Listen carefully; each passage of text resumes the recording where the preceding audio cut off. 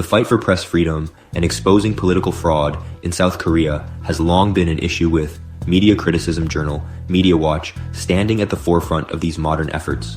This small but fearless publication has faced significant challenges in its mission to uncover the truth, particularly of President Yoon before, during, and after his impeachment.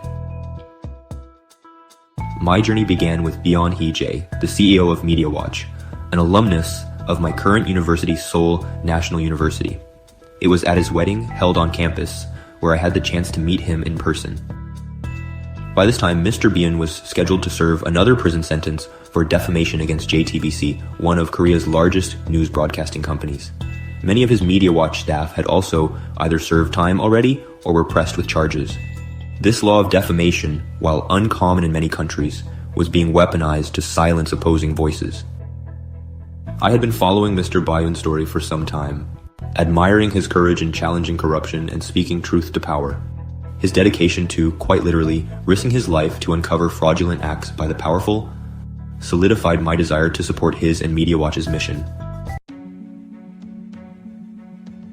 Shortly after our meeting, I reached out to Mediawatch and joined as a volunteer intern, primarily for English translations.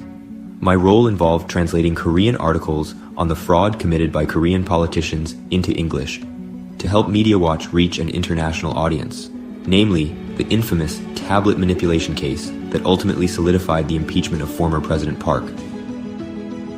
At the time of Park's presidency, Yoon was actively suppressing journalists and their mission to spread the truth, since he played a pivotal role as the lead prosecutor in the impeachment of former President Park. Working with chief editor Hwang, I also had the opportunity to write scripts for interviews with foreign media and professors like Jason M. Morgan, amplifying their voice on the global stage. Another large project I contributed to was revising Mediawatch's book, titled Harvard Professor's Paper on the Comfort Women Issue Survives. Mediawatch was at the forefront of exposing Yoon's wrongdoings, and I was proud to contribute to their efforts. However, as a small publication whose voice is consistently silenced by the tycoons of Korea, such as SK Telecom, JTBC, and even the judicial system, our message could not reach far. So, with the threat of defamation, Mr. Byun sought political asylum in the US, seeking refuge from an unjust prison sentence had he remained in Korea after his wedding. He continued fighting for his freedom of speech in the US, protesting right outside the U.S. Citizenship and Immigration Services office in Los Angeles to raise awareness. But then came a shocking turn of events. President Yoon declared martial law at midnight on December 3rd, 2024. While the military control lasted only 4 hours, the psychological scars left on the Korean population ran deep. And in response to our former president's blunder, the Korean people took to the streets in massive numbers, demanding Yoon's removal, a feat Mediawatch has been praying for half a decade.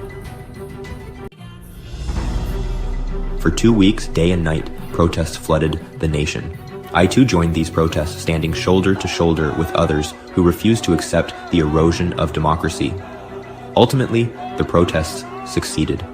Yoon was impeached, a victory for the people, but the chilling reality of how close we came to military dictatorship remains a haunting memory. Many in other countries praise South Korea's efforts in quickly voting against the president's martial control and seamlessly resolving the problem at hand.